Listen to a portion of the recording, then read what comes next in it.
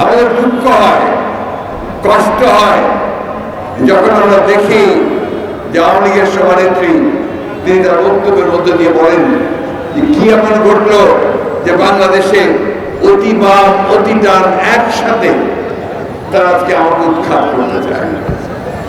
সমস্যাটা ওই জায়গাতেই যে আপনারা সেটা বুঝতে পারেন না যে কি ঘটেছে, অথবা বুঝে না বোঝার ভান করেন।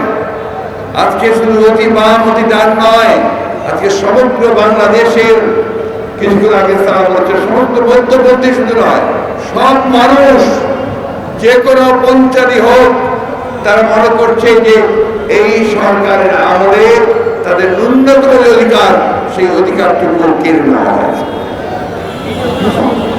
বন্ধুগণ, উনি আরেকটা কথা বলেছেন যে আমাদের অপরাধ কি? আমাদের অপরাধ আপনার গণতন্ত্রকে ধ্বংস করেছেন। সমস্ত প্রতিষ্ঠানগুলো গণতান্ত্রিক প্রতিষ্ঠানগুলোকে আপনারা ধ্বংস করে দিয়েছেন। আপনার জনগণের যে ন্যূনতম অধিকার যে 5 বছর পর পর সে তার প্রতিনিধি নির্বাচিত করবে, পার্লামেন্ট নির্বাচিত করবে, সেই অধিকারটুকু তারা আপনারা কেড়ে দিয়েছেন। এখন এটাকে এমন একটা প্রহসনে তামাশায় পরিণত করেছেন যে আপনারাই বলেন একটা দামি ইলেকশন, দামি ক্যান্ডিডেট, আপনারাই আপনাদের মধ্যে তাদের তৈরি করেন, সেভাবে আপনারা এই দেশে এই দেশ পরিচালনা করছেন। আমি বক্তব্য দীর্ঘ করবো, আপনারা একটু পরে অনেক করবেন। আমি শুধু আপনাদেরকে একটু বলতে চাই ভাই, যে অনেক ত্যাগ আমরা স্বীকার করেছি, আমাদের অনেক ভাই গুম হয়ে গেছে, খুন হয়েছে, মিথ্যা মামলায় জর্জরিত হয়েছে। আমাদের নেত্রী দেশনেত্রী বেগম খালেদা জিয়া তিনি এখনো কারাগারে রয়েছেন বন্দী অবস্থায় মিথ্যা মামলায় সাজাকে। আমাদের ভারপ্রাপ্ত চেয়ারম্যান তারেক রহমান, তাকে আজকে মিথ্যা মামলায় সাজা দিয়ে তাকে বিদেশে নির্বাসিত করে রাখা হয়েছে। বন্ধুগণ, এই একটা অবস্থায় 60 লক্ষ মানুষের বিরুদ্ধে মামলা, হাজার হাজার মানুষকে কারাগারে পাঠানো হচ্ছে, সাজা দেওয়া হচ্ছে, যখন এই দেশের বিচার ব্যবস্থা, এই দেশের প্রশাসন, এই দেশের গণমাধ্যম সব কিছুকে কর্তৃগত করে একদলীয় শাসন ব্যবস্থা প্রতিষ্ঠা করবার জোর পায় তারা চলছে। বন্ধুগণ, এদের কৌশলটা একটু ভিন্ন। তারা সে আগেকার পার্লামেন্টে বিল পাস করে বাকশাল করতে চায় না, তারা গণতন্ত্রের একটা লেবাস রেখে দিয়ে, ছদ্মবেশ রেখে দিয়ে তারা গণতন্ত্রের সমস্ত প্রতিষ্ঠানগুলোকে ধ্বংস করে দিয়ে জনগণকে দমন করে তারা একদলীয় শাসন ব্যবস্থায় প্রতিষ্ঠা করে চলেছে। বন্ধুগণ, আমি জানি যে আপনারা অনেকেই ক্লান্ত, আজকে সারাদিন এই রৌদ্রের মধ্যে এখানে এসেছেন। এটাই আবার প্রমাণ করে যে বিএনপি শুধু নয়, এই দেশের সকল গণতান্ত্রিক মানুষ, সকল স্বাধীনতা মানুষ আজকে এখনো জেগে উঠছে, তারা আবারও জেগে উঠবে।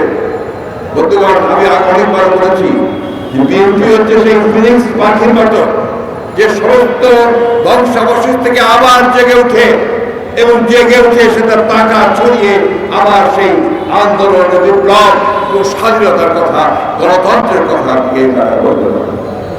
একটা কথা আমাদের সবসময় মনে রাখতে হবে যে আমরা কখনোই অতীতে পরাজিত হইনি, আমরা পরাজিত হব না।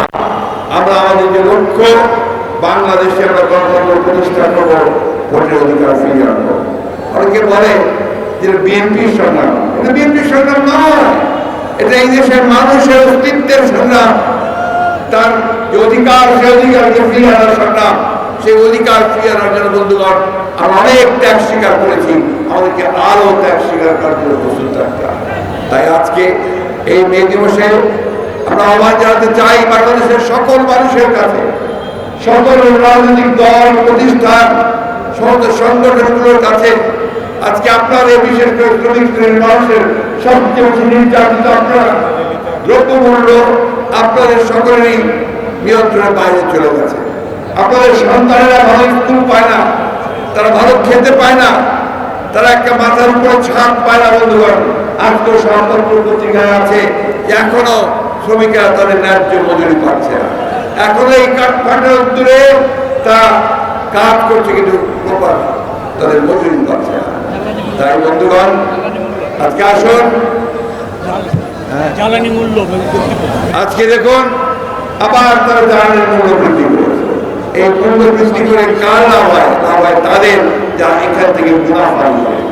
আজকে সমগ্র বাংলাদেশে তারা একটা লুটপাটের রাজত্ব প্রতিষ্ঠা করেছে, ব্যাংকগুলোকে ঘিরে ফেলেছে, তারা আজকে সমস্ত আর্থিক প্রতিষ্ঠানগুলোকে ঘিরে ফেলছে, তার ব্যবসা বাণিজ্য কবজা করেছে এবং এখন গ্রামের মধ্যে, বিশেষ করে গ্রামের মধ্যে তার বিরোধী মত যারাই আছে তাদের যে ব্যবসা বাণিজ্য সম্পদ সবকিছু তারা হ্রাস করবে।